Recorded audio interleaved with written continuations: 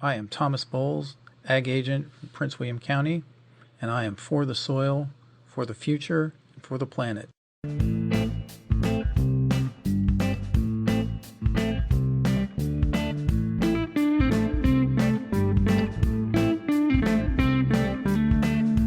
What a pleasure it is to welcome everyone to yet another episode of For the Soil, a Conversation. I'm your host, Jeff Ishee, and our special guest today will be Virginia's Secretary of Agriculture and Forestry, Bettina Ring. She'll be joining Mary Sketch and I with the Virginia Soil Health Coalition in just a few moments. But first, I wanted to remind everyone that we're encouraging everyone to take a pledge to improve the soil health in your own world, whether it be in your backyard garden, your 400-acre row crop operation, your apple orchard, wherever you work and wherever you live. We are encouraging you to take a pledge to improve the soil in your own world, and you can start that journey by visiting our website at forthesoil.org. That is the digit 4 thesoil.org, and across the upper menu bar you'll see pledge, and we're encouraging everyone to take that pledge today. Go ahead and do it, get that out of the way, and then we'll start the podcast in just a few moments. It's so important, in my opinion, to commit yourself toward a worthy cause, and who could argue against improving soil health? We all need soil in order to sustain ourselves and our planet. So do that today, and we'll go ahead and get started with the program.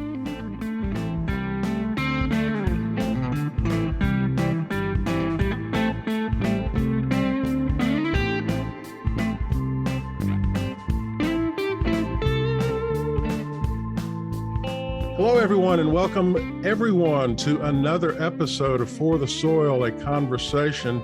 I'm your host, Jeff Ishee, and Mary, I'm excited to welcome to our show a very special guest this week. In my past conversations with her, I know for a fact she has a lot of stories to share about agriculture, about forestry, and about soil health.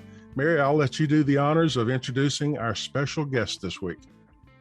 Thank you, Jeff. We're so grateful to have Secretary Bettina Ring with us today.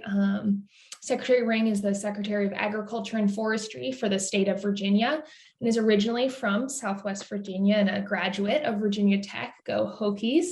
Secretary Ring has years of experience in forestry and agriculture, both in Virginia and the Western U.S. And prior to her role as Secretary of Agriculture and Forestry, Secretary Ring was the State Forester of Virginia. So with that introduction, really, I want to turn it over to you, Secretary Ring, to introduce yourself and your background. What got you interested in agriculture, forestry, and really protecting the natural resources of our landscapes? Thank you, Mary, and I appreciate you doing this. I appreciate your leadership and all that you're doing for soil, and the fact that you're having these podcasts, and would like to also thank Jeff for his continued work to advance our industry here in the Commonwealth of Virginia.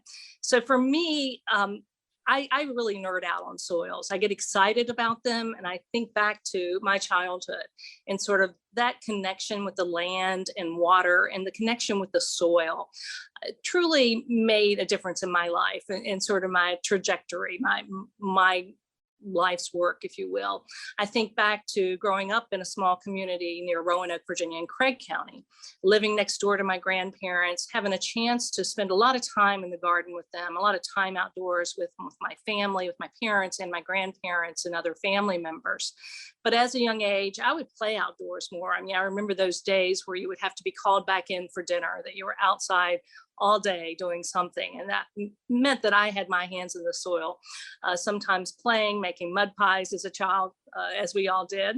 But then thinking about the time that I spent with my grandparents in the garden, I remember this hand plow that my grandfather had. I remember the soils and just sort of the smell of the soil, and also how rich the soil was. And to watch them work the land, to plant seeds in that soil, to watch them grow and then to harvest those vegetables and to spend time then watching that full cycle, right? And how much that soil and caring for that land and that soil resulted in having wonderful fresh produce that our family could enjoy. And it just made me want to learn more, if you will.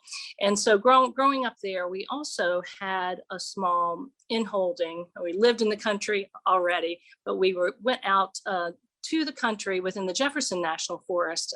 At the time, it was before the GW and Jeff were combined. And we had about 40 acres that we owned with my aunt and uncle, that my dad and my uncle would work on wildlife food plots there. I would notice the difference in the soils, actually. Now that I think back to just the different rocks that you would see in that part of the county versus where I was growing up, the soil texture, and just thinking about it was much harder to grow certain things on that land that was in a more mountainous area in the county that was part of the Jefferson National Forest. But it really, again, having that sort of land ethic from my parents, from family members, helped me. I loved the outdoors, loved nature, loved everything about it, and knew that that's what I wanted to do. As I grew up, I loved biology and science, and I went on to study forestry and wildlife at Virginia Tech. And go Hokies, as you said, I'm a proud Hokie, and had the good fortune there to take a couple soils courses. And I think back to those courses, and one was a rather large class, actually, but just what we learned about the different soil types. And then when I graduated and started my career with the Department of Forestry, immediately I was taught how to use, beyond what I learned in college, how to use soil maps and how those really could help me as a forester better understand what was possible on that land for the forest, what types of trees grew where. At the time, I was working in Albemarle and Greene County, but then I would also visit other parts of our region and work with other foresters in the field to learn from them as a young forester. And soils was really the foundation of everything we did. We would look at the site indexes. We would think about what trees were growing there, what the landowner wanted to do in the future, what their objectives were. So it helped us even shape forest management plans for those landowners. It helped them think about what was possible and also what's not possible on their land. And when you think about agriculture, the soil's extremely important. Thinking about crops, what works, what doesn't, thinking about livestock, where you want to have them, when you think about rotational grazing. And so it plays such an important role. And I think now we have much more understanding about soils. I always enjoy going to the Virginia Tech field days and in particular, the Ag Expo. They show the different layers of the soils. They get people down in the soil pit. And that's always fun to go back and look at that and to think about that. And to think about also the erosion that we've had on our lands over time, the repeated use of our lands, and how we have to take care of those lands for the long term. And so reducing erosion, that's been a big part of my career, thinking about best management practices on the forestry side, what we would do to think about pre-harvest planning, what you do in advance of harvesting trees, what you do during that harvest, working with our loggers in Virginia, and what you do after the harvest to make sure that you're limiting the sediment that's leaving the site. And we would work closely with Virginia Tech. We were very proactive with the Department of Forestry in putting together a non-regulatory approach for best management practices in the state, and everyone coming together. And now to have this sharp logger program where loggers are being trained year after year. They take great pride in doing the right thing when they're out harvesting timber, and that they're really knowledgeable about installing those best management practices. And our audits show that we're doing extremely well. We're tracking what we're doing within the Chesapeake Bay watershed, as well as outside the watershed. And so when I think about, again, my career and look at the role that soils has played along the way, it's fascinating to me when I think about it, because I then moved from being in the field into an urban and community forestry role as we were establishing that program in the state of Virginia with support from the U.S. Forest Service. It was all about tree planting, the America Beautiful program as an SBA program, as well as urban and community forestry. So we had to think about those soils, much more difficult in an urban setting. much more difficult to think about what type of tree will survive those harsh environments, sometimes when the soils have just been totally depleted, and then how they can also help to restore that ecosystem. And now that I'm, had the good fortune to be out west for a while, to think about the soils out there and the role that they played. I lived in Marin County for a number of years, working in land conservation, and to see the role that soils played in that county in particular, but across the San Francisco Bay Area, and what we were able to grow in California with that year-round growing season. And now to be back in Virginia and to be serving in this role as Secretary of Agriculture and Forestry. And so it shapes everything about our industry in the state, agriculture being our #1 industry, forestry being our 3rd largest industry. And so thinking long-term, we want to make sure we're caring for those soils, that we're keeping them on the site, that we're soil keepers, if you will. As we sign that pledge, we're thinking about the future of the Commonwealth. We're thinking about making sure we can remain the #1 industry in the state with agriculture, or the 3rd largest industry with forestry. And if we don't have the healthy soils, we cannot have those abundant resources that we have or a healthy, viable economy.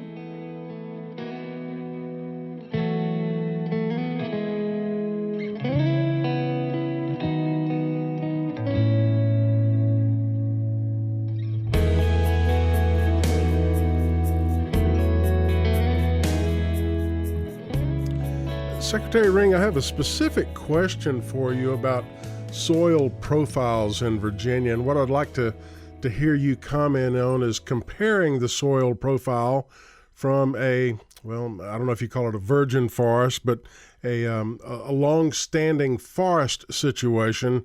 Compare the soil profile in that situation with the typical soil profile of perhaps an open field, maybe a 200-acre cotton growing operation. Is there a major difference in those soil profiles? That's a great question. And certainly we have different landowners, different soil types across the state, but where we've had repeated use of those lands, if certain practices have not been put in place to maintain that soil health, that you may see, erosion over time. You may see if there was an appropriate application of fertilizers or pesticides, herbicides. Again, those can be used appropriately, making sure you understand those soils and what's needed in those soils.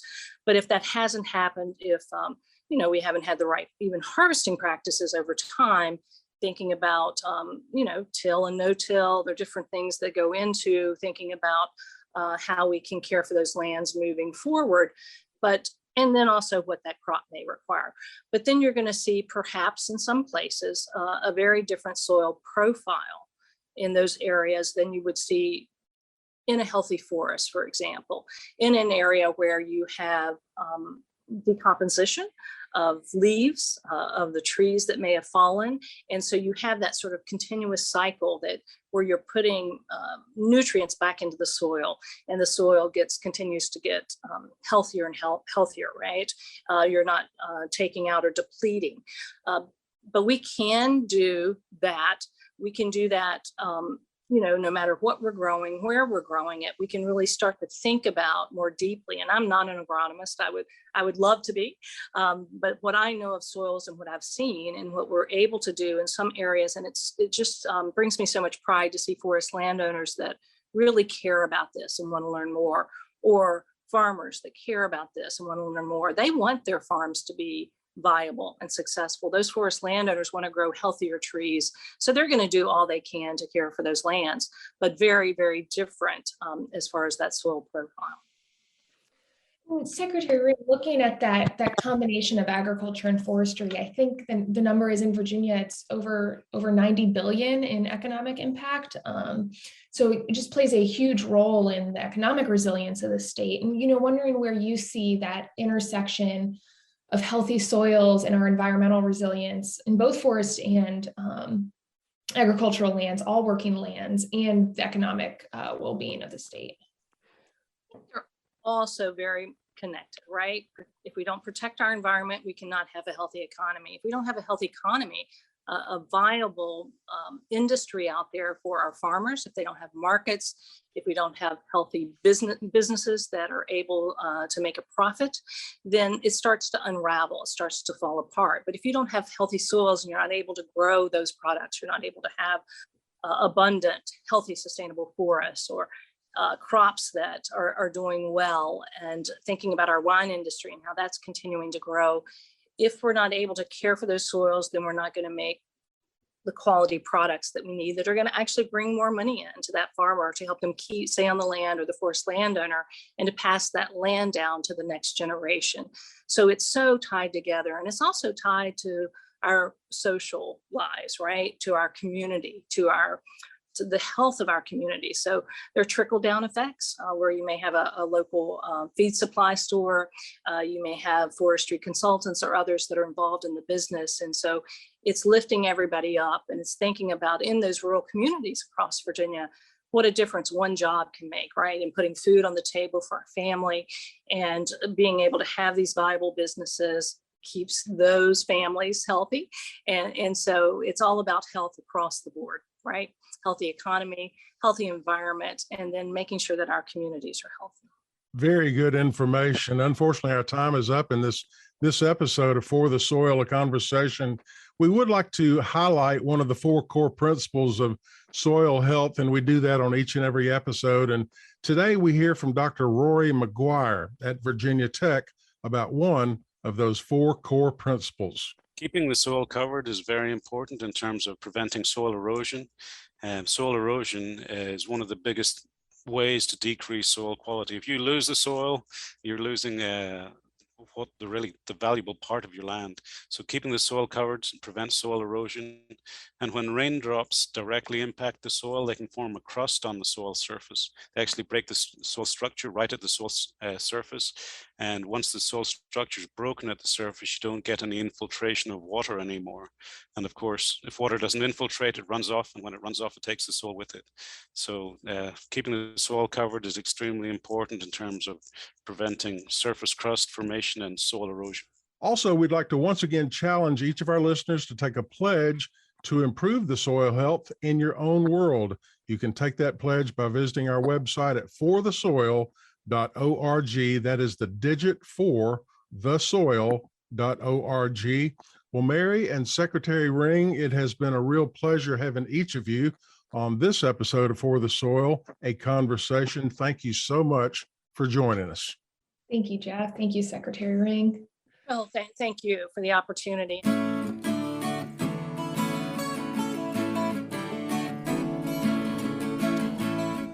For the Soil, a Conversation is made possible with funding support from the National Fish and Wildlife Foundation and the Agua Fund. Other partners include the U.S. Department of Agriculture's Natural Resources Conservation Service, Virginia Cooperative Extension, Virginia State University, Virginia Department of Conservation and Recreation, and partners of the Virginia Soil Health Coalition. Views expressed on this podcast are those of each individual guest.